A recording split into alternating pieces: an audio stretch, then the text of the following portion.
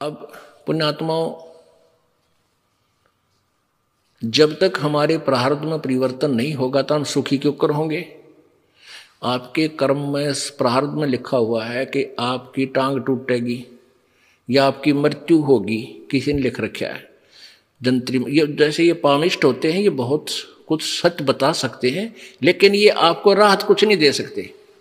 अब जैसे भोली आत्मा जाती हैं किसी ज्योतिषी के पास, वो उसकी जन्मपत्री देख जंतर मंत्र करके बता देगा तेरे को उस वर्ष में इतनी हानि होगी।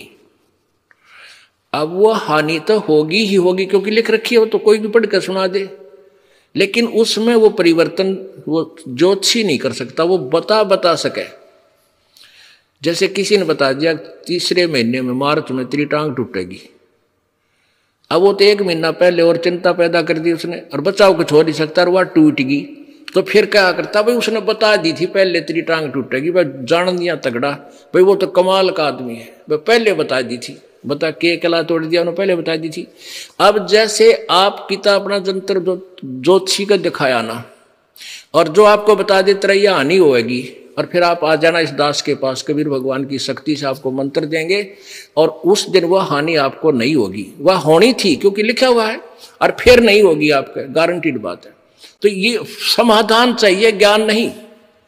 उस ज्ञान से क्या पता सारा मिल गया तेरा टांग टूटेगी, और हम कहेंगे नहीं टूटेगी, ये मंत्र जाप करना मर्यादा में रहना, तो वो चेंज होगी, वो बदल दिया आपका, आपके ऊपर आने वाली आपत्ति परमात्मा ने टाल दी। तो इसलिए भगवान की हम ढूंढ रहे हैं जो हमारे प्रारब्ध में आने वाले कष्ट को, संकट को दूर करे।